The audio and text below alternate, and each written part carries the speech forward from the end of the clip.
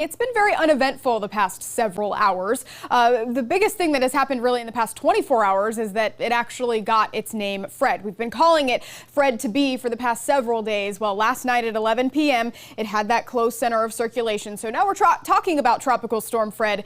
And it did have maximum sustained winds at 45 miles per hour because it got a little bit more organized, but that's going to be short-lived. Now, before I move on to the next graphic, I do want to show you we are tracking something else in the tropics. I will get to that in just a few minutes, but obviously that's way out in the Atlantic, and our eyes at this moment are on Tropical Storm Fred, which currently still has maximum sustained winds at 45 miles per hour.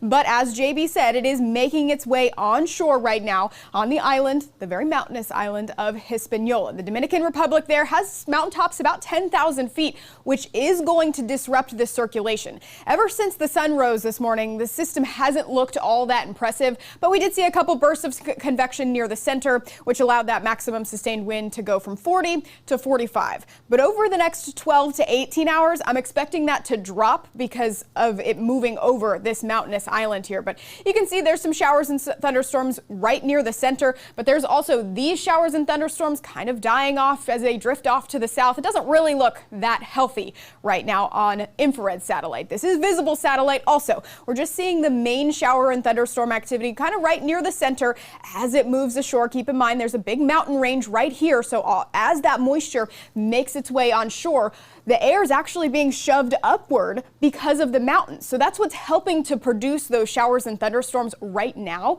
But as we get into the afternoon hours and into the evening hours, we're really going to see that activity shut off because of the disruption of the mountains. So that's some good news, because we hope that the mountains are going to tear it apart as much as possible so that it has to regain more strength on the other side of that. We're going to know a lot more by 8 a.m. on Thursday. It is expected to drop to a tropical depression here, but we need to see what kind of shape it's in after it passes all of these mountain ranges and exactly where it emerges. If it's a little bit farther to the north or a little bit farther to the south, it's going to make all the difference, because if it tracks a little bit more toward Cuba, well, it's got more mountain ranges to interact with. So the next 24 hours will be key for Fred to determine kind of the long range impacts that we're going to see here, potentially in Florida and maybe along the northern Gulf Coast. But as we look ahead to the next 3 days, we're talking about Friday and in through early Saturday. We've got a long ways to go yet. It's going to continue to make its trek close to the Caribbean islands here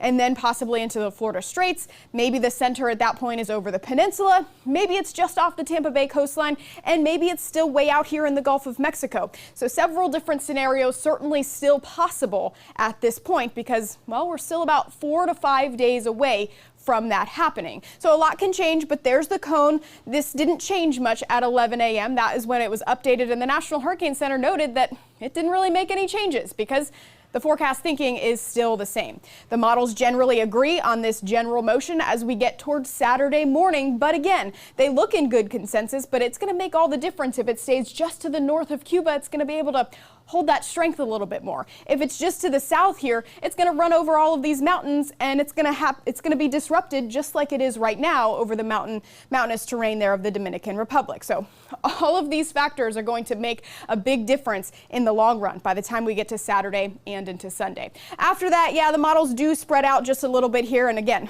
all of these different scenarios mean hugely different impacts to the Tampa Bay area and even for the Panhandle, because if it's farther out in the Gulf of Mexico here, we're probably going to be talking about a stronger tropical storm, maybe even a weak Category 1 storm. I do want to bring in Steve here really quick because we haven't seen a whole lot of shift in the models over the past 24 hours, maybe though a little bit farther out in the Gulf of Mexico, Steve, which could lead to a little bit stronger of a storm. What are your thoughts on that?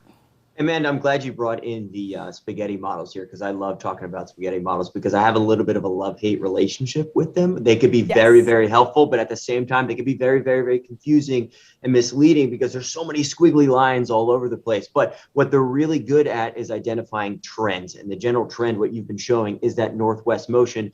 And then a little bit less of a turn to the north and more of a motion into the Gulf of Mexico. So maybe a little bit over some warmer waters, which you had just mentioned, could indicate a stronger system as it gets into the Gulf, because water temperatures there, and we're talking mid to upper 80s, near 90 degrees. So we like to see spaghetti models really, really close together, because that just tells us all of the tools in the toolbox that we're using to forecast these systems beyond 4, 5, 6 days are in good agreement. When everything's in good agreement, you could build whatever you're building very well. We could build the forecast very well. We get an idea of where it's going. When you start to see them spread out a little bit, that's where the uncertainty comes in. That's where the question marks come in. So there still is that question mark once we get to this weekend, when the system is approaching, when Fred's approaching the Florida Straits. How much of a turn is it going to take to the north? Is it going to continue to head pretty much into the Gulf of Mexico? Is it going to stay way down to the south? So I would like to see these spaghetti models come a little bit closer together as we approach the weekend, which they should. And we'll see how this thing shapes up. And then, as you said, by tomorrow morning, we'll get a really good indication of what shape it's in before it interacts with Cuba. Yeah, we're really going to know where that center starts to reform on the other side of Hispaniola, and that'll help these forecast models out a good bit. So again, 24 hours from now, we'll have a good amount more information for you, but we're still going to be tracking, exactly how far off of the coastline is it going to be, or is it still going to be over the peninsula? Things that we're going to continue to watch as we head into the next 5 days. This particular model, forecast winds, really doesn't have it regaining that circulation. This particular model is the GFS, the American model, doesn't really have it regaining that circular motion until it makes its way into the Florida Straits and maybe even into the Gulf of Mexico. And even after that, this one particular run actually keeps it right along the coastline, which wouldn't be a terrible scenario for the Tampa Bay area. I know you may be seeing that, center of circulation nearby, but the land interaction would keep this much weaker. So it wouldn't be anything that we haven't seen before or we couldn't handle. But if it was farther out in the Gulf of Mexico, it is going to be able to get a little bit stronger before potentially impacting the Panhandle. So if you live in the Panhandle, you're very much in the cone of uncertainty, and you definitely should be paying attention over the next several days on these trends and where the forecast takes it. So this is a look at the tropical moisture. We've been showing it the past few days because it's a big factor. There's a lot of dry air surrounding this storm. This particular model, this particular view here, if you will, doesn't really show it, but there is some dry air really trying to make its way toward the center, which is also keeping it a little bit weaker. Again, good news for us. But the one bad thing is if the path of the center of the storm stays over water's plenty warm enough. It's August, plenty warm enough for that tropical development. So it is going to be able to feed off of it, especially if it stays on the left side of this cone. And again, north of Cuba there, that's going to be able to feed off of those warmer waters and get a little bit more reorganized. So just bear in mind that even though we're not talking about a potentially very strong system, I do think that a lot of the shower thunderstorm activity, similar to the past few storms that we've seen, it's all going to be on that eastern side. So even if the center of the storm is out in the Gulf of Mexico, I think for now, at least, if it's close enough, we will see some of those tropical bands kind of make their way through the Tampa Bay area. And then, of course, depending on how strong it will depend on those impacts for the Panhandle. And, of course, again, going to continue to keep an eye on that moving forward. Now, Max Defender 8 radar, not tracking any tropical moisture at this point, but it is going to be a really helpful tool moving into this weekend, especially if it's a little bit closer to our coastline, just like what we saw with Ada and Elsa. We're going to be able to use Max Defender 8 radar to see into the core of whatever Fred is at this point as it's moving by. So right now we're just tracking some of those thunderstorms developing in Highlands County, moving into eastern portions of Polk County, and we're going to be dealing here in Tampa Bay with our own round of thunderstorms this afternoon. A couple of them could be on the strong side, so keep that in mind.